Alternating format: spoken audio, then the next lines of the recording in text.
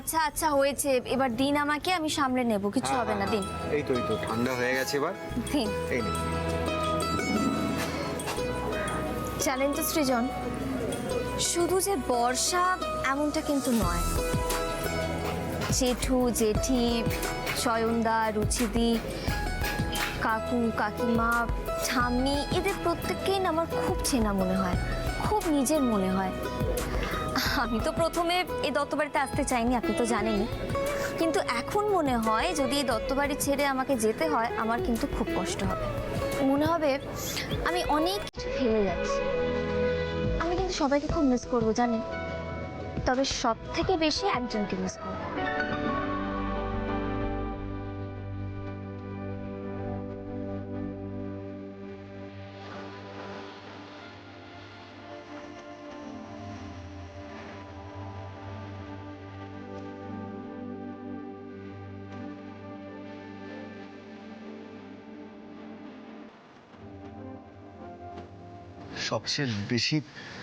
সবচেয়ে বেশি কাকে পড়া?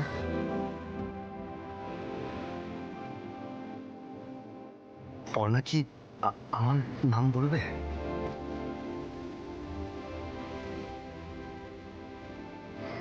পুটিকে,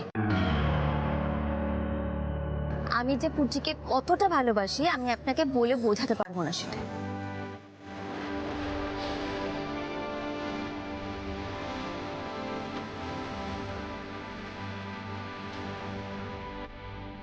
মায়ের ভালোবাসা কি বলে বোঝানো যায় না? সেদিন রাত্রেবেলা যখন পুটি আমাকে মা বলে ভয় পেয়ে জড়িয়ে ধরলো না, তখন একটা অদ্ভুত অনুভূতি হচ্ছিল না জানেন, মানে বুকের ভেতরটা কেমন একটা করছিল, সেই অনুভূতিটা আমি ভাষায় প্রকাশ করতে পারবো না। সবটা বলার দরকার কি? আমি তো বুঝি আপনাকে। কিন্তু কি করে সৃজন, আমার কখন মন খারাপ হচ্ছে সেটা আপনি বুঝতে পেরে যাচ্ছেন।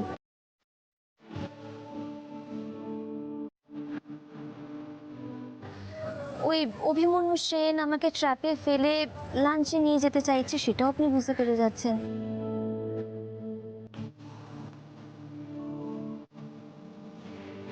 আমার মনের মধ্যে কখন কি চলছে সবটা আপনি কি করে বুঝে ফেলছেন? সবটাই কি টেলিপ্যাথি?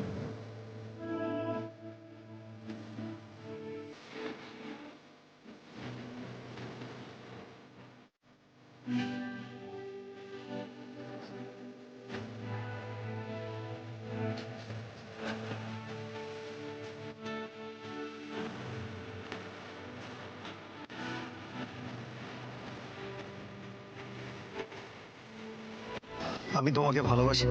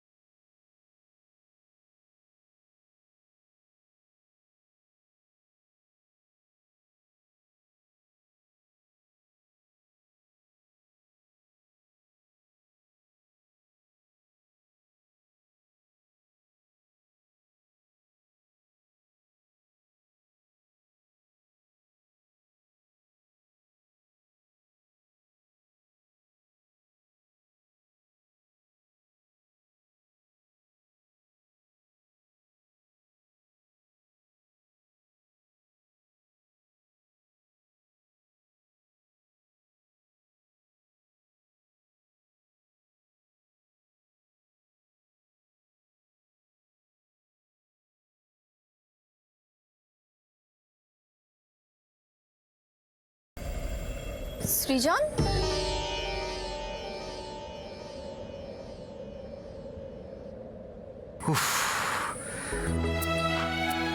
এটা এটা আমি কি করতে যাচ্ছিলাম?